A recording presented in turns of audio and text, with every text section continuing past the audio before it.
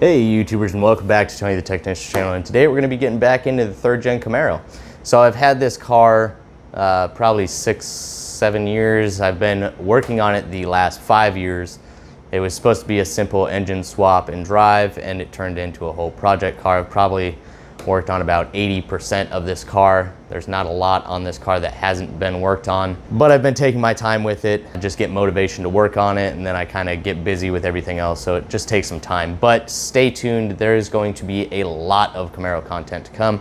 We're going to be doing a lot more work to it, a lot of suspension work, coilovers, brand new fully built rear end, drive shaft. I mean, a lot of content to come, but today we're going to be installing the B&M Pro Ratchet shifter finally.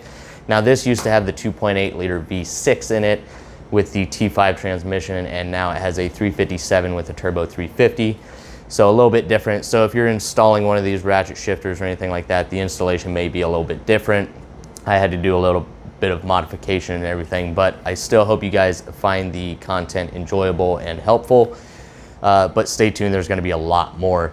Other than that, in this video, there's going to be a lot of up and down movement of me doing things inside the car and then underneath the car. So in this video, I'm not gonna really have you on a tripod much. It's gonna be a lot of holding the camera, so bear with me on that. But in the future videos, when we're doing all the suspension and rear end and all of that, I'll make sure that you guys have good video content quality on a tripod and everything. So just bear with me through this video as far as the quality of holding the camera and everything, but in future, you don't have to worry about that. But we're gonna get it installed, and I really hope you guys enjoy it. If you guys have any questions or comments, please feel free to comment down below. I'm happy to answer all of you guys. Also, any Camaro parts, I have tried to link quite a few of them down in the description underneath the Camaro link. A lot of the products that I've used on this Camaro, so that's there for you. But once again, if you guys have any questions, feel free to drop it down in the comments. Also, if you guys enjoy this video, please make sure to hit that thumbs up. And if you haven't subscribed, please consider subscribing. This is part number 80843. Shifter cable, the shifter swivel for the linkage, the cotter pin for it, some spacers if you're not running the aluminum pan. That's just to kind of, you put here with your bracket. This is going to hold your shifter cable, and it kind of spaces it down to keep the alignment right. You may or may not need those spacers. And then this is the actual shifter bracket that we're going to attach to. So I have the TH350, so we're supposed to go to the center hole. If you have a 4-speed, then you would go to the front hole on it. But we'll go to the center hole, I'll set all that up. But we're also going to be installing the shifter, and I've cut out this plate to fit down in here. I have to bolt it in, so I'll get that bolted in, and then figure out running the shifter cable and actually mounting the shifter to that bracket just to give it some more support. But right now I have to get under the car and actually remove the original linkage, or not linkage, but the brackets that are on. So that is the bracket, the shift bracket, and then the shift cable bracket that needs to be removed, and we will get the other ones installed, and then we'll move into actually installing the shifter in the car and getting everything ran down here. This, I actually have to kind of flatten each one of these sides. Gotta take a little material off because these run into the side of my pan, so I can't get it to sit flush up against the bottom of the pan. It's kind of cocked, and I don't want to tighten down the bolts and have this wear into the side of the trans pan. And it does state that it may need some modification. As of right now, I'm not going to be using the spacers. I'll actually be using these two holes, the slotted hole and this hole. These two holes are used for the TH400.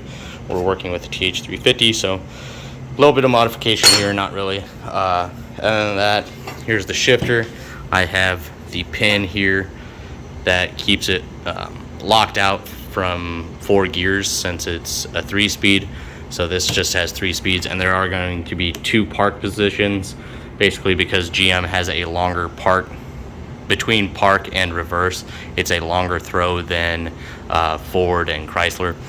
So I'll have 2 park positions, but really it's just pushing the lever 2 times forward in order to reach that park position. And that I have the reverse and neutral safety switches mounted up correctly. So now I'm going to go ahead and see if I can get that plate installed. I am using the 2 bolts that are located here at this bracket. I drilled the holes. I just used a paint pen, marked the bolts, pressed down on it, found the location, and then there's actually one up here that I did the same, drilled the hole. So we'll have a mounting point here and 2 back here, and I may do an additional one here, but I wanted to use any existing mounting points that I could in order to bolt this down, and then I kind of kept it out of the way of all my wiring. This is for all of my gauges and trans cooler, all of that, so it'll fit nice and snug down there. So we have the plate temporarily installed. I went with a little bit longer bolt. It's got a button head screw on it, but they are longer, so I can actually put some nuts under this, because this side actually sits a little bit lower than the front. So I'm going to basically lift up the back end so it's flush. But now that we have that temporarily installed, we can go ahead, we can kind of temporarily place the shifter in here. I can figure out where I need to drill the hole for the actual shift linkage cable, and I can also go ahead and install my center console top and figure out what's a good location for the shifter, so I know everything will work. It has enough room in here to shift back and forth. I have this ground down to fit the transmission pan without hitting it or anything, so we'll go ahead and get that mounted up. Have the shifter cable here. I have the shifter mounted to the plate. They do supply you with the hardware in order to mount the shifter to the floor, but those vehicles with thinner center console, sheet metal, they do suggest, running a support plate. I'm running mine because there's a big hole in mine. So I actually use my own bolts. They're still 1/4 inch bolts. I just use shorter ones because I had them on hand and I don't feel like cutting these ones. So we got it mounted up to the plate. I removed some material here so the shifter cable can actually slide in here. I didn't take into account for that before when I made this bracket. And then after that, I put the shifter in here with the plate and everything and lined up where the shifter cable needs to go through without being kinked or bound up or anything, and drilled my hole for that so we can simply run the shift cable through here and get the shifter mounted in here. So now we're just going to attach the shifter cable to the actual shifter. So you'll need the 1/4 inch by 1/2 inch bolt, lock washer and nut, and then the E-clip. You'll take this end of the shifter cable, and this plate goes on the outside of this.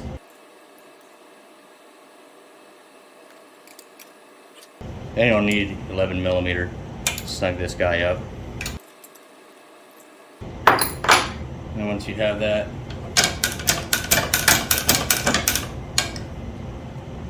take your E-clip, slide it on here. Now that is locked in place.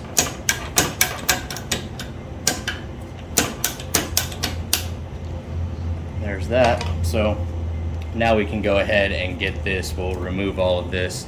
Have to remove the nuts, washers, the boots, and this. Then we'll slide it through the hole in the floor and route it down to the transmission. Get this bolted in place, and we'll be good to go. This is the old plug that went to the T5 transmission for the reverse lights. So this will be cut and extended into the shifter where the center console and attached to the shifter so the reverse lights work. And here it is installed. It does have a bolt up here, and then the shifter is mounted to the plate like you guys saw, and then the 2 bolts, button head bolts, are back here mounting it, and it is very solid, so it's not going anywhere. It's in low right now because that's where you need to start with your cable adjustments. So we're going to go all the way to low, and now I'll get you guys set up down below so you guys can see the cable adjustment, and then we'll come put it all in, the cover on, and see how it looks. Just like up above, I shifted the actual shifter all the way into low, and then you're going to do the same thing with this bracket, the shifter bracket here, all the way forward. This is the front of the car over here, is park, and then all the way back towards the back of the transmission means it's in low. The instructions state that you're supposed to go to the center hole. A lot of the B&M videos show them hooking them up to a TH350 on the front hole, so I called and they confirmed the center hole. So here's my shifter cable. It is routed down the passenger side around the tail shaft of the transmission and back up so we can slide through the bracket here. First, we're going to need a nut and lock washer. And you want to give yourself about an inch of play between the two nuts after you slide it through this bracket.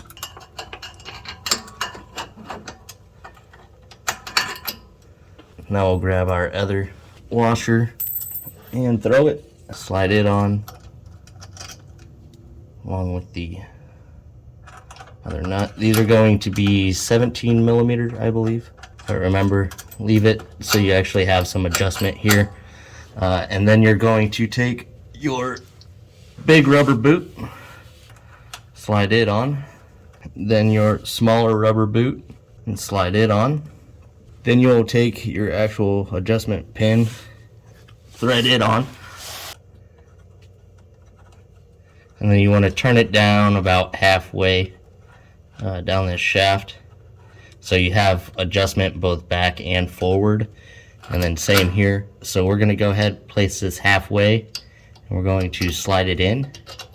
So here we have a nice and loose fit, slides in and out right there. So I'm actually going to, I want to make sure that I still have some threads here as well. And then once I do that, just this, check it.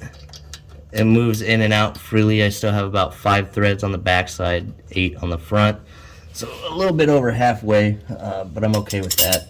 And then we're going to take this and lock it down.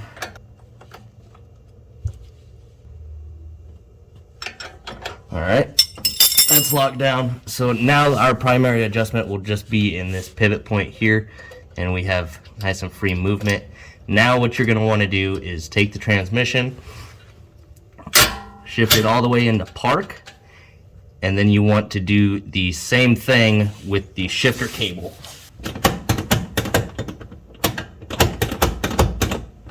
Then you want to make sure that without adjustment, it slides into the center hole at the park position as well with no binding whatsoever, and making sure that your shifter cable moved smoothly throughout the shifts. Then once that's done, you can actually shift and check each position. So I'm going to go from park to reverse. I'll come check it to make sure there's no binding.